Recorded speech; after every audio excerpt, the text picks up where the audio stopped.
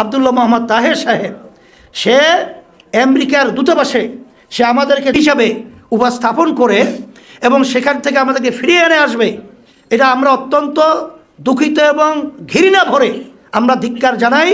আমার এবং ওই হয়তো এনসিপি, এলডিপি, এরপরে আবার এখন এবি, এরা তারা ভিন্ন ভিন্ন আলোচনা, ওয়ান টু ওয়ান আলোচনা করছে, আমাদের সমঝোতায় এই আলোচনায় নিয়ে আসে নাই। যেখানে ইসলাম নাই, যেখানে দেশের স্বার্থ নাই, যেখানে এক কথায় নিজেদের ভিতরে সৌহার্দ্যতা নাই, যেখানে নিজেদের ভিতরে সৌহার্দ্যতা না থাকে, তাদের সাথে থাকলে সেখানে জাতি ধোঁকা খাবে, বাংলাদেশের মানুষ ধোঁকায় পড়বে এবং বাংলাদেশ সুন্দর হওয়ার পরিবর্তে একটা অসুন্দর দেশ হবে। সেদিনকারও যে বিভিন্ন সংস্থা জরিপ করেছে, সেখানে একমাত্র একটাই রাজনৈতিক দল হিসাবে জিরো টলারেন্স, যে এখানে একটাই দল যেটা দুর্নীতি মুক্ত, সেই দলটা হলো ইসলামী আন্দোলন বাংলাদেশ।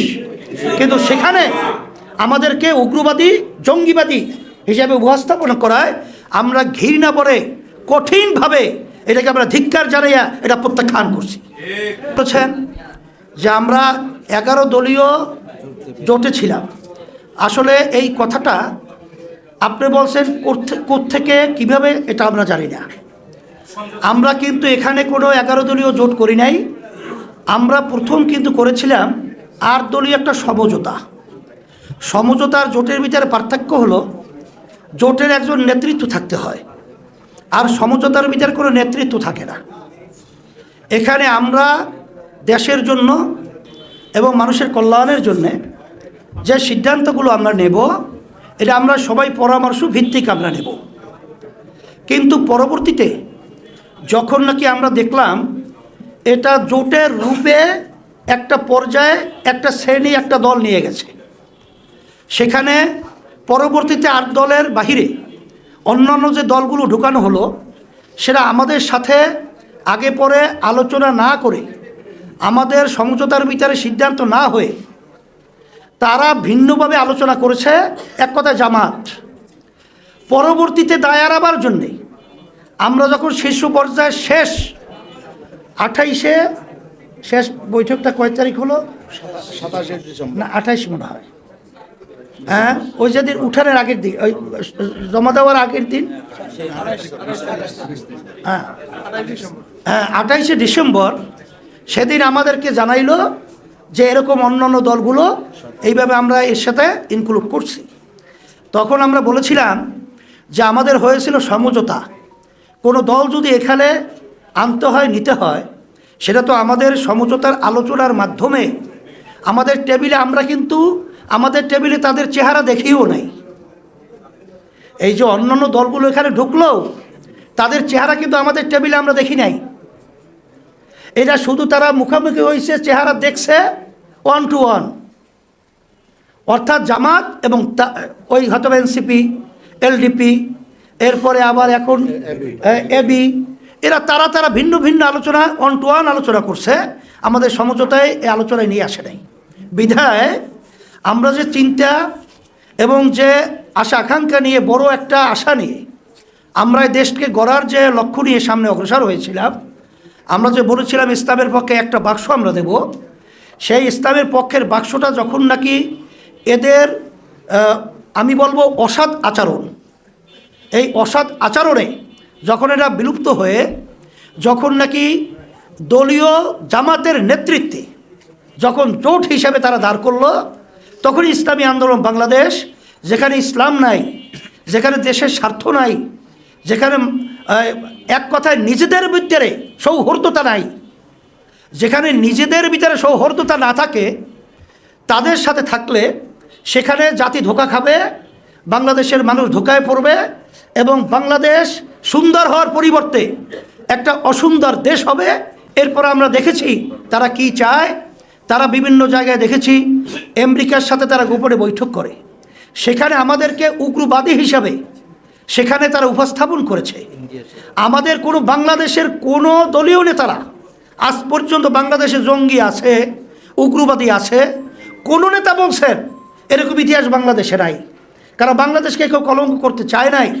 কিন্তু আমাদের দুঃখ সহকারে বলতে হয়, জামাতের নায়েবে আমির আব্দুল্লাহ মোহাম্মদ তাহের সাহেব, সে আমেরিকার দূতাবাসে সে আমাদেরকে জঙ্গি হিসাবে উপস্থাপন করে এবং সেখান থেকে আমাদেরকে ফিরিয়ে এনে আসবে, এটা আমরা অত্যন্ত দুঃখিত এবং ঘৃণা ভরে আমরা ধিক্কার জানাই।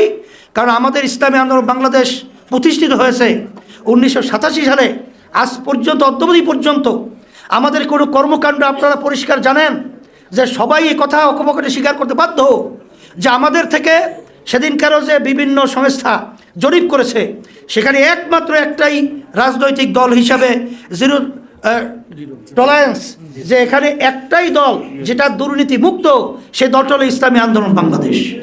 কিন্তু সেখানে আমাদেরকে উগ্রবাদী জঙ্গিবাদী হিসাবে উপস্থাপন করায় আমরা ঘৃণা করে কঠিনভাবে এটাকে আমরা ধিক্কার জানাইয়া এটা প্রত্যাখ্যান করছি।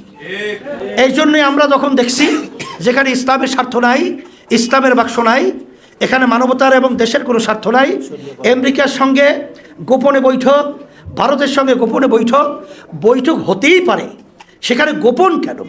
এবং ভারত থেকে তো পরিষ্কার বলেছে যে এটা ধারাবাহিকতার অংশ, তাহলে বোঝা গেল তাদের বৈঠক আরও আগে অনেক চলছে। এই দিক থেকে ইসলামী আন্দোলন বাংলাদেশ, যেহেতু আমরা ইসলামের জন্যে, দেশ এবং মানবতার কল্যাণের জন্য রাজনীতি করি, এই জন্য আমরা ওখানে থাকতে পারি নাই। আমরা এককভাবে আমরা হাত পাকা প্রতীক নিয়ে ইসলামী আন্দোলন এখন 258 আসনে আমরা নির্বাচন করছি।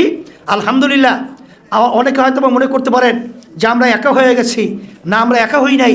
আল্লাহর রহমতে আমাদের সাথে আল্লাহ আছে, আল্লাহর রহমতে আমাদের সাথে দেশপ্রেমিকরা আছে এবং ইসলাম যারা ভালোবাসে তারা আছে, সম্মানিত ওলামায়ে কেরামরা আছে।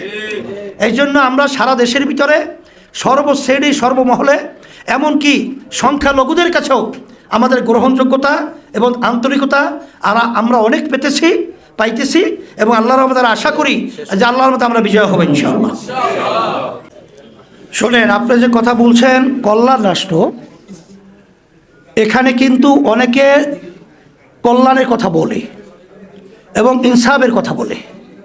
আমরা পরিষ্কার বিভিন্ন জায়গায় বলে থাকি বা এখনও বলছি, আমরা কল্যাণ রাষ্ট্র করব ইসলামের নীতি আদর্শের আলোকে এবং আমরা ইনসাফ প্রতিষ্ঠিত করব ইসলামী নীতি আদর্শের ইসলাম।